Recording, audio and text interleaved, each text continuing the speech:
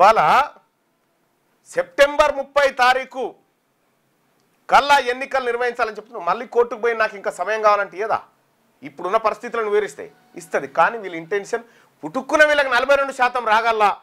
ఈ యాక్టింగ్ అంతా, ఈ ధర్నాలు, డ్రామాలు. నేను అడుగుతా ఉన్నా రాహుల్ గాంధీ, आप कह रहे हैं बिहार में वोट चोर के बारे में,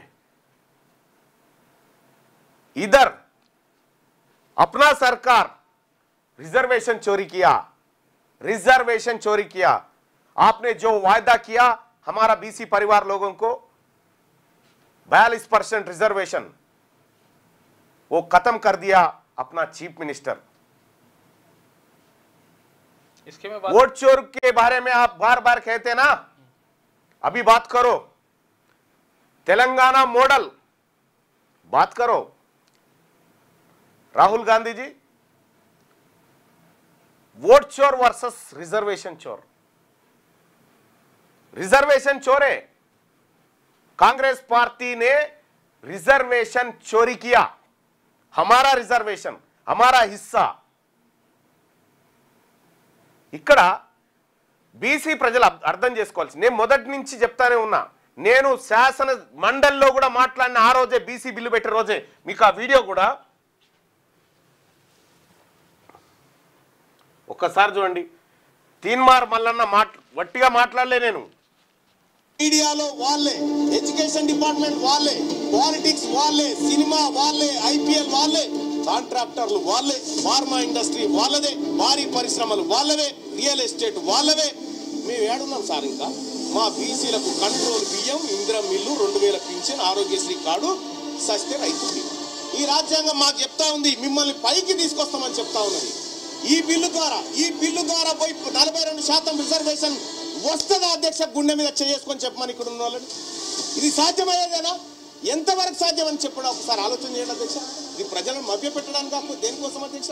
ఇది రాజకీయాల కోసం కాదా? అందుకే ఈ వేదిక నేను చెప్తా ఉన్నా అధ్యక్ష, ఈ వాటాల ద్వారానో, ఈ కోటాల ద్వారానో కాదు అధ్యక్ష, ఈ తెలంగాణ రాష్ట్రంలో, ఈ దేశంలో బీసీలు అధికారంలోకి వచ్చినప్పుడే వాళ్ళ బతుకులు మారుతాయని తమ ద్వారా తెలియజేసుకుంటూ, నేను చెప్పిన దాంట్లో అక్షరం కూడా అబద్ధం లేదు. అక్షరం కూడా. వీళ్ళు దొంగ నాటకం ఆడుతున్నారు. ఈ బిల్లుల ద్వారా, ఆర్డినెన్స్ల ద్వారా దొంగ నాటకం ఆడుతూ ఉన్నారు. స్వతంత్ర కమిటీ పేరుతో మోసం చేస్తూ ఉన్నారు.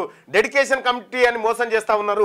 ధర్నాల పేరుతో మోసం చేస్తూ ఉన్నారని పదే పదే పదే పదే చెప్తూ వస్తూ ఉన్నాయి బీసీ సమాజానికి. ఇవాళ బీసీ సమాజం కూడా అర్థం చేసుకుంది. ఎస్, మల్లన్న చెప్పేది కరెక్ట్, మల్లన్న 100% కరెక్ట్ చెప్తుండ అనేటువంటి కంక్లూజన్కి ఇవాళ బీసీలు వచ్చారు. బీసీ ప్రజలారా, వీళ్ళు డెత్ సర్టిఫికేట్ తయారు చేస్తున్నారు 42% రిజర్వేషన్కి. నన్ను ఏం చేయమంటారో చెప్పండి. మీరే డిసైడ్ చేయండి. మీరు చెప్పండి ఏం చేయమంటారు.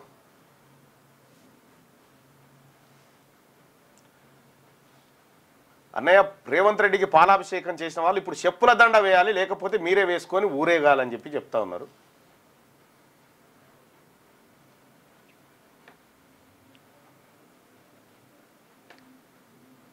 అన్న, గ్రౌండ్లో ప్రజలు రెడీగా ఉన్నారు మన పార్టీ కోసం అని చెప్పి చెప్తా ఉన్నారు. ఓకే,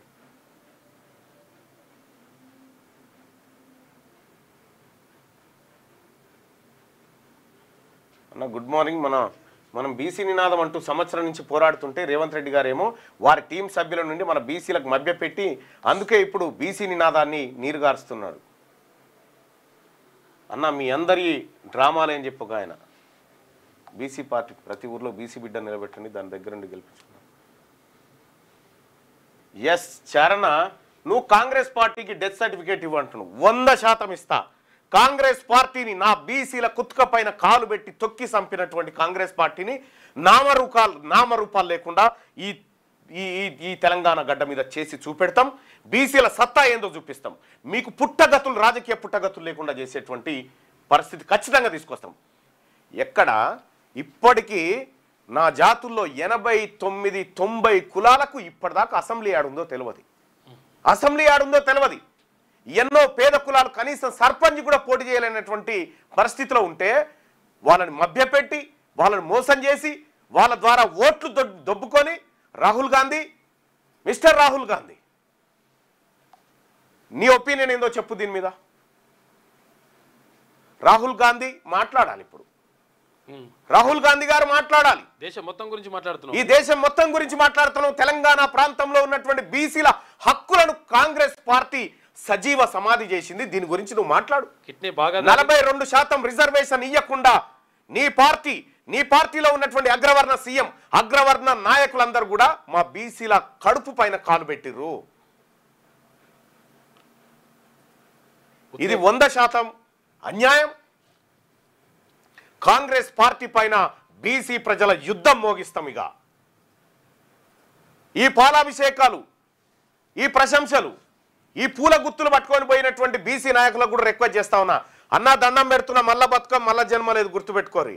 ఏమన్నా చేస్తే ఈ బీసీ ప్రజల కోసం ఇప్పుడే చేద్దాం. బీసీ ప్రజల కోసం రండి. నేను 1000 మెట్లు దిగైనా మీ కాళ్ళ దగ్గరకు వచ్చైనా సరే మిమ్మల్ని బతిలాడడానికి సిద్ధంగా ఉన్నా. మీరు పొరపాటున అమ్ముడు పోకండి, అగ్రవర్ణాల చేతుల్లో కీలుబొమ్మలు కాకండి. రండి. మన ప్రజలు మన కోసం వెయిట్ చేస్తున్నారు.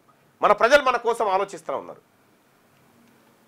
26 తారీఖు నాడు మంత్రులు ఇచ్చే కమిటీ రిపోర్టే బీసీల 42% డెత్ సర్టిఫికేట్. అది 42% రిజర్వేషన్ కు డెత్ సర్టిఫికేట్ రాస్తా ఉన్నారు వాళ్ళు. బీసీ మేధావులందరినీ, బీసీ యువతను, బీసీ ఎవరైతే కవులు, కళాకారులు, ఉపాధ్యాయులు, సింగరేణి కార్మికులు, ఆర్టీసీ కార్మికులు, తెలంగాణ రాష్ట్రంలో ఉన్నటువంటి సమస్త బీసీ నాయకులకు, బీసీ ఉద్యోగస్తులకు అందరికి కూడా చేతులెత్తి దండం పెట్టి చెప్తా ఉన్నా, నవార్ నెవర్. ఎప్పుడు కాకపోతే ఎప్పుడు కాదు. మనము చనిపోయిన తర్వాత కూడా మనకు చరిత్ర ఉండాలి. ఆ చరిత్రలో మనం అందరం కూడా భాగస్వాములుగా ఉండాలి. దయచేసి దండం పెట్టి చెప్తా ఉన్నా, ఇక వీళ్ళ కథ మనకు అర్థమైపోయింది, వీళ్ళ భాగవతం మనకు అర్థమైపోయింది. నువ్వే ఎట్లా పసిగట్టినవు? మళ్ళా ఇది ముందే చెప్పినావు కదా, ఇది 4 నెలల కింద మార్చిలోనే చెప్పినావు కదా ఈ కుట్ర కుతంత్రాల మీద. ఎట్లా అంటే నేను చెప్పే సోదరులారా వినండి. ముఖ్యమంత్రి గారి అసెంబ్లీ స్టేట్మెంట్ మీరు గమనించిరా? అందులో ఎంత ఒత్తిడి ఉన్నా కులగణన చేసిన అనే మాట చెప్పిండు. ఎంత ఒత్తిడి ఉన్నా కులగణన. ఎక్కడుంది ఆ ఒత్తిడి? ఎక్కడ కులగణన చేయొద్దని ధర్నా చేయలే. ఏ పార్టీ కులగణనకు వ్యతిరేకంగా మాట్లాడలే. ఏ పార్టీ కూడా కులగణనను వ్యతిరేకించలే. ఒత్తిడి ఎక్కడి నుంచి వచ్చింది? ఒత్తిడి వచ్చింది జానారెడ్డి అగ్రవర్ణాల నుంచి. ఈ మాట మనకు చెప్పలే. చెప్పకుండా ముఖ్యమంత్రి గారు ఆ రోజే బీసీల పట్ల విషాన్ని నింపుకొని తయారై ఉన్నాడు. కాబట్టి బీసీ ద్రోహులైనటువంటి వీళ్ళని, బీసీ నయవంచకులైనటువంటి వీళ్ళని రాజకీయంగా సమాధి చేస్తే తప్ప బీసీలకు బతుకులు మారాయి. బీసీ ప్రజలారా తేలిపోయింది. శత్రువు ఎవడో చెప్పిన, నేను శత్రువుకు మనకు మధ్యలో గీత గీసిన, శత్రువు అక్కడున్నాడు మనం ఇక్కడున్నాడని చెప్పిన, ఇన్నేళ్ల దశాబ్దాల పోరాటంలో బీసీల శత్రువు ఎవడో గీత గీసి వాడిని అవతలకి నిలబెట్టి నీ ఓటే వద్దుపు అని చెప్పిన, ఇవాళ యువతల వైపు బీసీలను నిలబడ్డం, బరిగీసి ఈ యుద్ధం చేయాల్సిందే. పార్టీలు బీటీలన్నీ వదిలేసేది. పార్టీలు, వివిధ పార్టీలలో ఉన్నటువంటి బీసీ నాయకుల ఏ పార్టీ లేదు. మనమంతా ఒక్క తల్లి పిల్లలం. మనల్ని భారత రాజ్యాంగమే తరగతిలో వాళ్ళు ఒకే తరగతి వాళ్ళని చెప్పింది. కాబట్టి బీసీలంతా ఒక్కటే. బీసీల పేరు మీద బీసీలకు పార్టీ పరంగా ఇవ్వాలి అని డిమాండ్ చేసే బీసీ ద్రోహులు ఎవరైతే ఉన్నారో వాళ్ళ దిష్టి బొమ్మలు తగలబెట్టండి. ఇంత నయవంచననా? ఇంత మోసమా? మాట్లాడరా? ఎన్ని రోజులు బతుకుదాం అనుకుంటారు భూమి మీద? ఎన్ని రోజులు బతుకుతారు ఇంకా? ఇది తేల్చుకోవాల్సినటువంటి యుద్ధం. 26 తారీఖు రోజు మంత్రుల కమిటీ ఇచ్చే రిపోర్ట్ తర్వాత నేను ఇంకా స్పష్టంగా మాట్లాడతా. ఆ రోజు కార్యాచరణ చెప్తా. ఈలోపు కొన్ని కార్యక్రమాలు ఉన్నాయి, పార్టీకి సంబంధించినటువంటి కార్యక్రమాలు అవి ఉన్నాయి. ఆ కార్యక్రమాల్లో వీళ్ళని నమ్మకనే నేను నా పనిలో ఉన్నా. వీళ్ళని నమ్మలే, వీళ్ళ జోలికి పోలే. అందుకోసమే ప్రజలారా ఖచ్చితంగా బీసీల పార్టీ వస్తుంది. ఎన్ని కుట్రలు కుతంత్రాలు చేసి బీసీలను అనగదొక్కాలని చూసిన వీళ్ళెవరైతే ఉన్నారో వీళ్ళకు ఆ గతి తీసుకొస్తాడు. ఎంతో మంది ఎంబీసీ కులాలు, ఎంబీసీ ప్రజలు, ముస్లిం మైనారిటీలు, పేద వర్గాల ప్రజల కన్నీళ్లు గారుస్తుంటే ఆ కన్నీళ్లతోని వీళ్ళు డ్రామాలు ఆడుతున్నారు.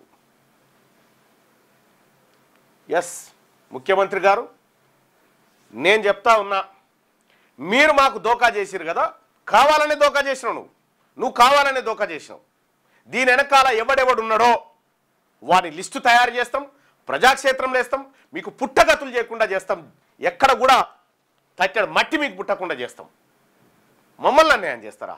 అమాయకులైన బీసీ ప్రజలు నోరు లేదు, అడగలేరు. ఇలా ఆ ప్రజల నుంచే నేను అడుగుతా ఉన్నా, ఆ ప్రజల మనిషిగా నేను మాట్లాడుతూ ఉన్నా. ఇలా మీరు పెట్టేటువంటి నయానో భయానో బేరసారాలకు ఒక్కరిద్దరు లొంగుతుండొచ్చు, కానీ ఈ సమాజం ఆత్మగౌరవంతో బతకాలని కోరుకుంటున్న వాళ్ళు మెజారిటీ మేధావులు బీసీలు ఇవాళ తయారైతా ఉన్నారు. ఎంత కుట్ర, ఎంత నయవంచన! స్వతంత్ర కమిటీ, డెడికేట్ కమిషన్, ఆడికి పోయి ఢిల్లీకి పోయి ధర్నాలు, రైళ్లు కట్టకపోడు, పూలదండలు. నేను అడుగుతా ఉన్నా, ముఖ్యమంత్రి గారు, మీ మన్మన్ మీద ఒట్టే చెప్పు, ఇయ్యాలన్న ఉద్దేశం నీకుండేనా? నేను ఒట్టే చెప్తా ఉన్నా, నా పిల్లల మీద నీకు ఇయ్యాలన్న ఇంటెన్షన్ లేదు, ఇయ్యాలన్న ఇంటెన్షన్ లేదు. నువ్వు కరుడు కట్టిన రెడ్డివి, నువ్వు కరుడు కట్టినటువంటి బీసీ వ్యతిరేకివి, కాబట్టి నువ్వు ఇయ్యవు. నాకు అర్థమైపోయింది. ఇంత మోసం నేను ఎక్కడ చూడలే.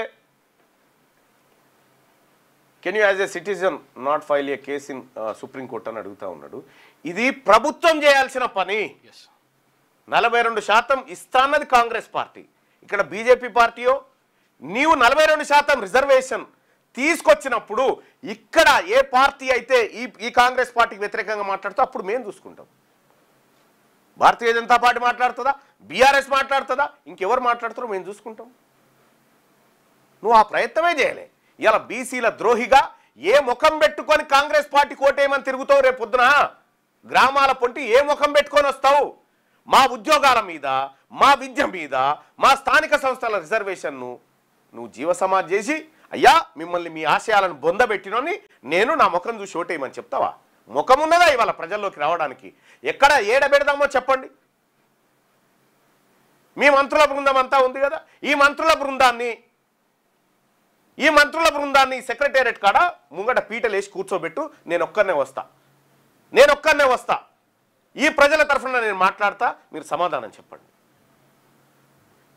మోసం, ఇంత దగ ఎక్కడ కూడా చూడలేదు ప్రజలారా, బీసీ ప్రజలారా. మన బీసీలనే కులం కుంపటి వ్యక్తి మనం విడదీస్తారు, మళ్ళీ అగ్రకులాలే గొప్ప అని చేసే విధంగా చేస్తారు. అందుకే మన బీసీ వర్గాలు అందరూ చాలా జాగ్రత్తగా ఉండాలి భయ్య, చాలా జాగ్రత్తగా ఉండాలి. అందుకోసమే వాళ్ళని ఎప్పుడు కూడా నేనైతే నమ్మను. నేను ముఖ్యమంత్రి రేవంత్ రెడ్డి గారు నేను నమ్మను, ఆయన నన్ను నమ్మడు. నేను పక్కా బీసీల పక్షపాతినే. బీసీ ప్రజలారా, ఇక ఇది వీళ్ళ కథ తేలిపోయింది. 26 తారీఖు నాడు మన డెత్ సర్టిఫికేట్ మనం తెచ్చుకోవాలి. 26 తారీఖు నాడు ఉంది, ఎల్లుండి 26 తారీఖు నాడు బీసీల రిజర్వేషన్ డెత్ సర్టిఫికేట్ రాబోతా ఉంది. దాని గురించి మాట్లాడుకుందాం, దాని గురించి చెప్తా ఏం జరుగుతూ ఉందనేది. ఇంత నయవంచన.